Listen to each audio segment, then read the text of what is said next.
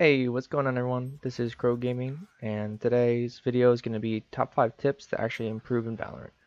These 5 tips for my game has improved my rank from Iron in the beta to all the way up to now Plat 2 and 3.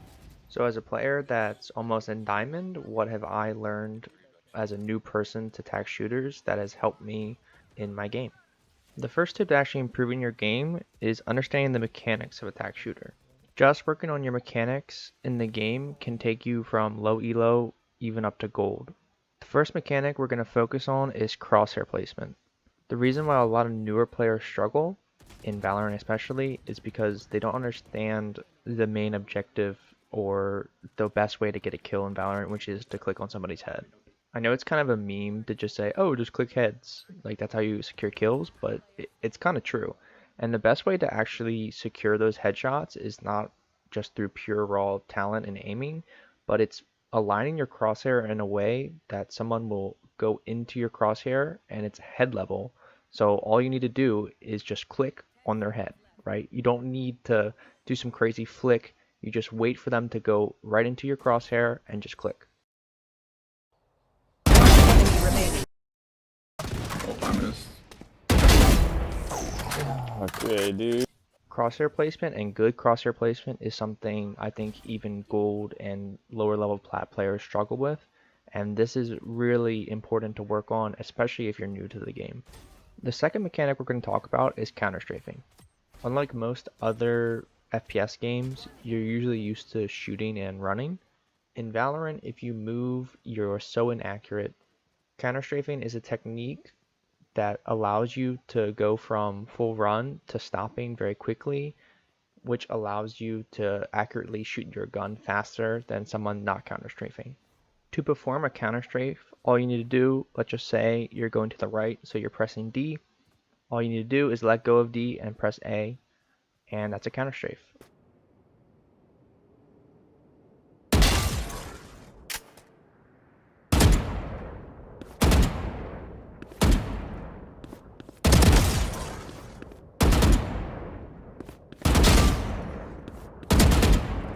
The third mechanic we're going to go over is recoil control. I would not recommend spraying in this game, however, controlling recoil up to a certain amount of bullets is really beneficial. The recoil control that you want to learn is mostly the first 4 bullets of the Phantom or the Vandal, because that's the gun you're probably going to be using the most. Unlike other games where your crosshair actually follows the motion of the bullets, your crosshair in Valorant is separate to where the bullets travel. What do I mean by that? Well, in other games, if you shoot just without recoil control, your crosshair will actually follow vertically where the recoil is going and where your bullets are traveling. However, in Valorant, you could literally have your crosshair on the same place and the bullets are going up. And you can see that visually, but not with your crosshair. So if you ever see a pro Valorant player shooting at someone's hip and getting to a headshot, it's because in that recoil control pattern, it's so vertical that they have to actually move their crosshair down to someone's basically leg level, so it's at the headshot height. Having a good understanding of mechanics will actually take you so much farther in ranked, just because mechanically speaking, you can secure more kills than the average player in your rank. The next tip I want to talk about is maximizing your settings. The first setting I want to talk about in general is the enemy highlight color. I would recommend either the default red, or if you're having a little bit trouble seeing the outline, then yellow is good as well, which is what I use. Next is the minimap size and zoom. I like my minimap to be as small as possible and have a zoom of 0.9 is usually what I see pros use, so again, copy what the pros use. The next setting I want to talk about is show corpses. You actually get an FPS increase if you don't have corpses on, so I like to turn them off just to get that extra couple frame advantage. Next thing I want to talk about is my keybinds. I pretty much copied Wardell's keybinds here because I think he's a great player, and again, copy what the pros use. The default keybinds are actually pretty good in this game. However, I felt that I wanted to change them up a little bit, so I moved my 1 and 2 to mouse buttons. This helps if you're playing Jet, you can dash pretty much instantly and hit any directional keybind. It also allows you just to focus on your directional buttons just more in general, because only one of your abilities, which is Q, takes your finger off a directional button. Last setting under controls I want to mention is actually binding a ping. This is pretty important just to communicate with your teammates if you don't want to use your mic. Next is my crosshair settings. Again, use what the pros use. So if you watch a pro player and they have a really cool crosshair or that looks nice, then just copy it. Mine is a pretty standard one here. I mean, I change my crosshair a lot just depending on what I'm feeling. The colors of the crosshair are actually pretty important. Most pros use green, cyan, or white. So I would recommend one of those three colors, whichever one that you find is the most comfortable. But hey, if you want to run around with a pink crosshair, then feel free. Your crosshair is always personal preference, so just mess around with it until you find the one that is most comfortable. Next settings that I want to review are the video settings. Please make sure you're playing in full screen. You will have a bunch of frame drops if you do not.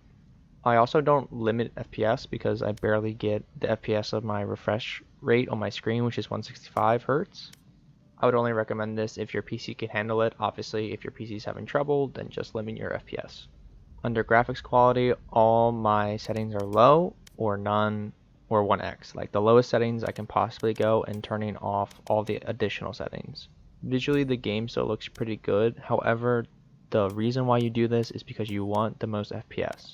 I'm not going to go into the science of why you want the most FPS, just you gotta trust me on this one. You want the most FPS as possible, and that's why in stats I also turn on the text only for FPS just to show what my FPS is during the game, if it's a little low or if it's right where I think it is. The next setting I want to talk about is something that actually a lot of people don't know about, which is your digital vibrance. You can find the setting by just right clicking on your desktop and going to NVIDIA control panel. I like mine set at 75, but I've seen pros use 80, 85%. It just makes the world a little bit more yellow and brighter. That's it for the general settings that you want to implement to maximize your FPS or just visually what you want to see. Now we're going to talk about tip number 3, which is to record yourself. This tip actually helped me the most because it really shows where your mechanics are. Watching back around, you can just see where your crosshair placement is and you know it's too low. However, if you don't record yourself, you'll never really understand what you're doing in the game and what your mistakes are. To get better at any game, you need to actually understand what your mistakes are and where you go wrong most of the times. However, it's really hard to remember that in like a 20 round game, so you really want to record yourself just so you can know where you went wrong. The best way I found to record myself is actually through NVIDIA's overlay. If you don't have an NVIDIA graphics card, then you can use OBS Studio. I'm going to show what I use. If I want to record a whole game, then I'll use the recording tab, but the main way I record actually is through the replay system. In the replay system, you can just have it running whenever, and since NVIDIA uses its own GPU obviously to do this, Valorant is usually a CPU heavy game, you really won't see a frame drop. I set my replays to be 2 minutes and 30 seconds at 1080p at 60 frames per second. The reason why I set this at 2 minutes and 30 seconds is because that's how long a round could last. It also allows you to see usually your death in the last round, which is pretty crucial into actually self-improving. Tip number 3, have a good warm-up routine. For Valorant, the best way to do a warm-up routine is actually not in-game. It's actually to use an aim trainer. I use Kovacs. You can see my warm-up routine here right now. Then I go in-game and do the hard bots in the practice range. At that point, I'm usually pretty warmed up, so I'm ready for a game. Having a warm-up routine plus aim training is a great way to actually improve your aim in general, but it's also a good way to actually be warmed up when you're ready for a game. You don't want to just go into a game and then bottom frag because you're really not used to your sensitivity that day, or you changed up your crosshair and you're not really comfortable. The last tip is probably one of the most important tips I can think of, which is consciously understanding what you need to work on. Right, in my most recent Road to Radiant series, I understood that I needed to work on focusing on headshots, really focusing on not spraying and taking the time to tap with the Vandal, which is my favorite gun. When I'm in a game of rank now, I'm consciously thinking I need to tap with the Vandal. This also goes into when I play deathmatch, which is where I like to practice a lot, especially on your fundamentals of counter strafing and crosshair placement. If you struggle with the mechanics that I mentioned earlier, then go into deathmatch and actually work on them and consciously think, okay, I'm going to improve here in this area. I'm going to improve in counter strafing. I'm going to improve in recoil control, or I'm going to improve in bursting. These 5 tips are pretty crucial if you ever want to get out of your ranked elo.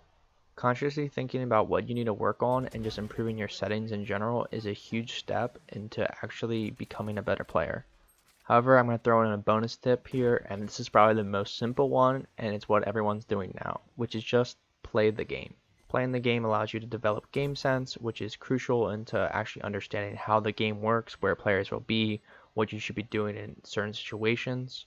However, if you're not practicing all the other things, just playing the game is not going to be useful for you. You need to be practicing and getting better if you actually want to increase your rank. Alright, that's it for me today. If you enjoyed this video, please leave a like and subscribe. It really helps out a lot. Hope everyone has a good day. See ya.